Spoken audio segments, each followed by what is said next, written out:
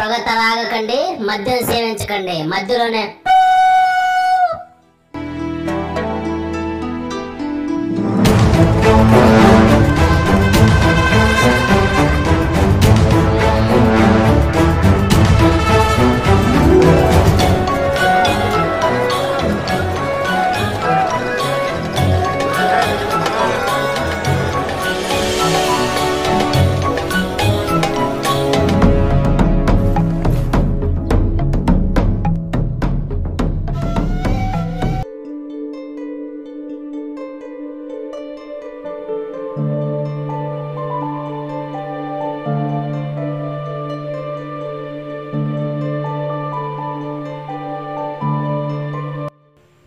పిల్లల్ని పొలాన్ని పంపించాలరా, ఇంటికాడ ఉంచకూడదు. పొలాల్లో కూడా అసెంబ్లీ ఏర్పాటు చేస్తారా?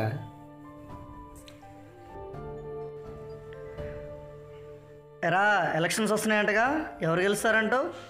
ఎవరు గెలిస్తే మనకి ఎందుకురా, సాయంత్రానికి చేసా డబ్బులు ఇస్తే చాలు మనకి. అంతేలేరా.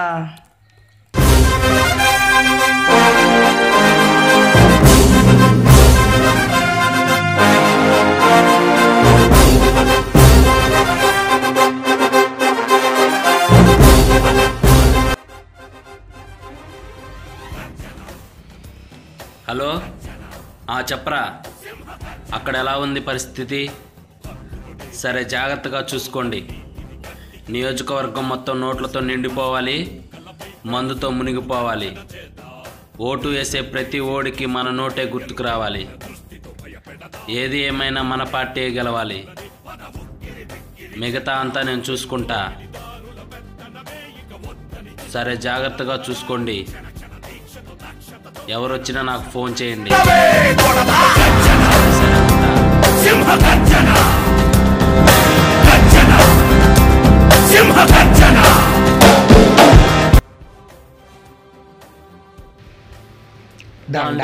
ఏం పెద్దాయన, అంతా కులాసేనా? కులాసానయ్యా.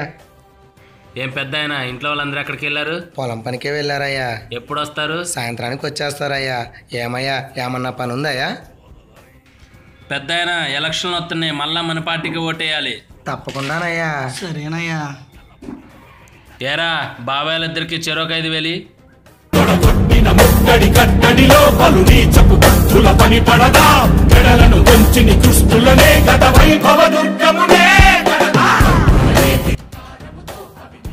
లక్ష్మీదేవి, మహాప్రసాద్. బాబాయ్, ఓట్లు మన పార్టీకి వెళ్ళాలి, మీరు కూడా. తప్పకుండానయ్యా. బాబాయ్, సాయంత్రం ఎక్కడికి వెళ్ళమాకండి, శేషాలు ఇంటికి పంపిస్తా. కొద్ది పెందరాడి పంపిండి అయ్యా, నేలకి లబలబలా ఆడుతుంది. సరేనయ్యా.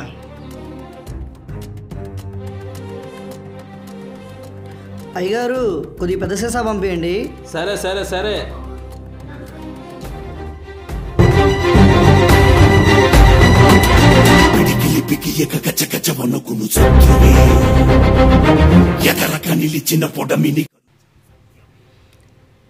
హలో, మనూరు వచ్చారా ఓటేద్దామని? అయిపోగానే వచ్చేస్తా.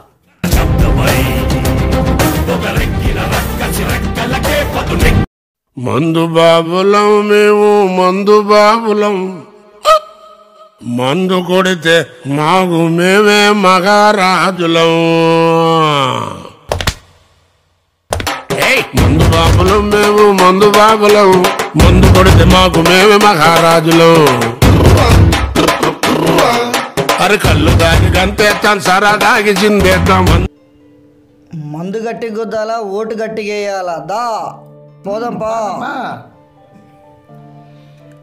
ఏం బాబాయ్, బాగున్నారా? ఎవరు వేసుకోడుకు అనుకుంటా? అవును బాబాయ్, నేనే. తోడేడ్రా యేసుకొడుకు. ఏం బాబాయ్, ఎక్కడికి బయలుదేరారు? మంచి హుషారుగా ఉన్నారు, డబ్బులు బాగా ఉన్నాయి. ఏం చెప్పమంటారు అబ్బాయి, బుర్ర పని చేయటం లేదురా. ఏమైంది బాబాయ్? ఆ పార్టీ వాళ్ళు 5,000 ఇచ్చారు, ఈ పార్టీ వాళ్ళు 5,000 ఇచ్చారు. రోజు తాగినంత మందు పంపిస్తున్నారు. ఏ పార్టీకి ఓటేటదో అర్థం కావట్లేదురా అబ్బాయి.